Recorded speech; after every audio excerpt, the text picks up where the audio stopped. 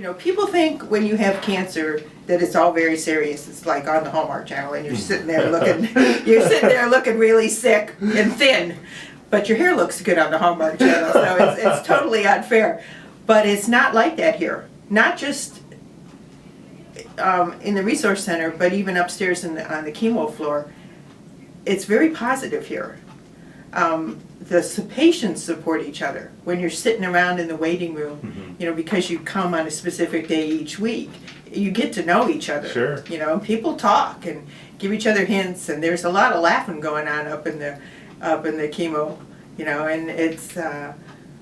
But even the nurses that work up there will have. I remember them very distinctly saying to me, "Have you been down to the resource center yet?" You know, especially when the hair starts going, because I had really long hair and it hung in there for a while.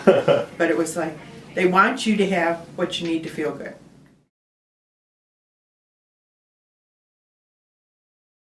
You know, the resource center initially was not something that I accessed right away. You know, it's when you get a diagnosis like mine, it's so overwhelming.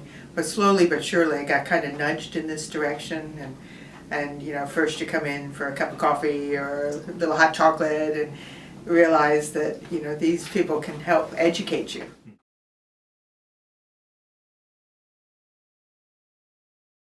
Then I was lucky enough to get a good nudge in the direction of the art therapist, Joan Zender, who's been just amazing.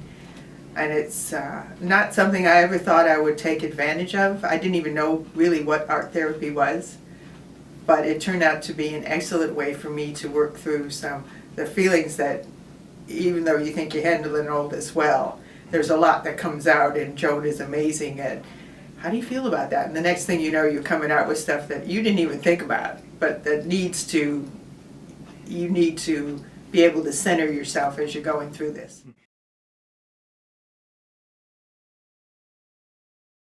But the big advantage of the resource center for me are the people that work here.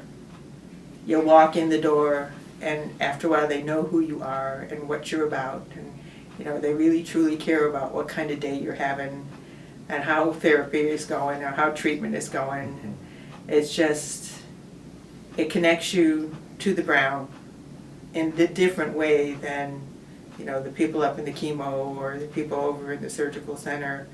It's almost the heart of the ground. That's how I look at it.